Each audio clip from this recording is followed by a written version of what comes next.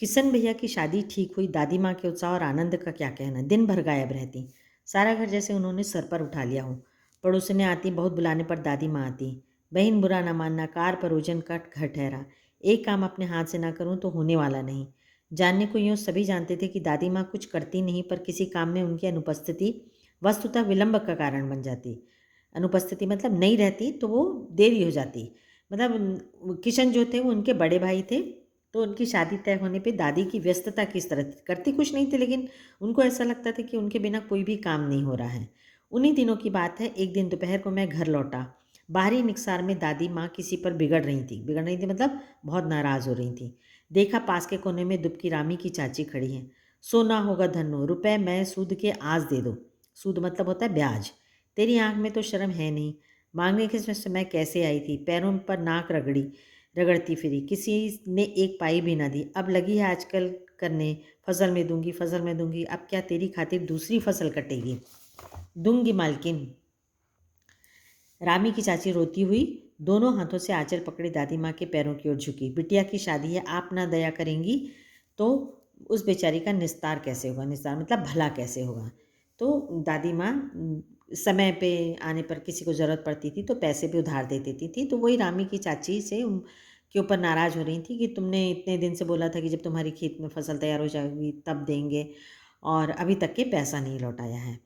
तो अपनी मजबूरी बताती हैं कि मेरी बेटी की शादी है और आप मुझ पर कृपा करें।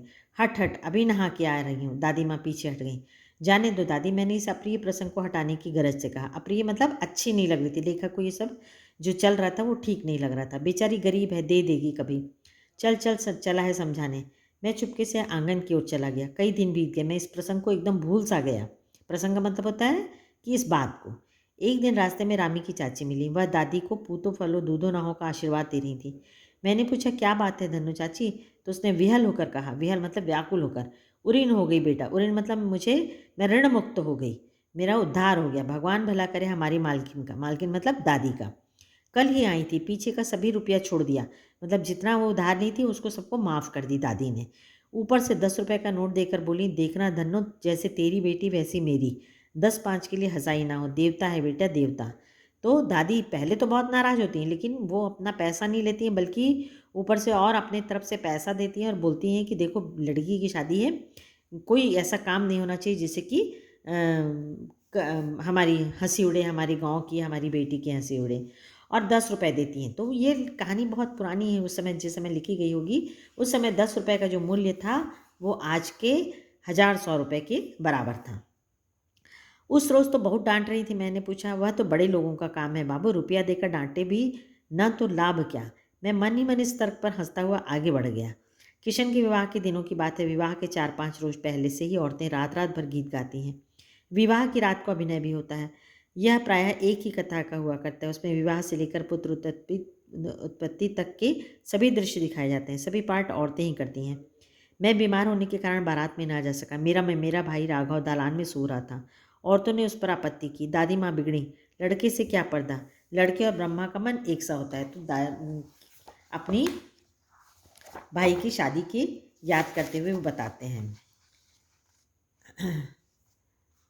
मुझे भी पास ही एक चारपाई पर चादर उड़ाकर दादी ने चुपके से सुला दिया। बड़ी हंसी आ रही थी। सोचा कहीं जोर से हंस दूं, भेद खुल जाए तो निकाल बाहर किया जाऊंगा, पर भाभी की बात पर हंसी रुक ना सकी और भंडा फोड़ हो गया।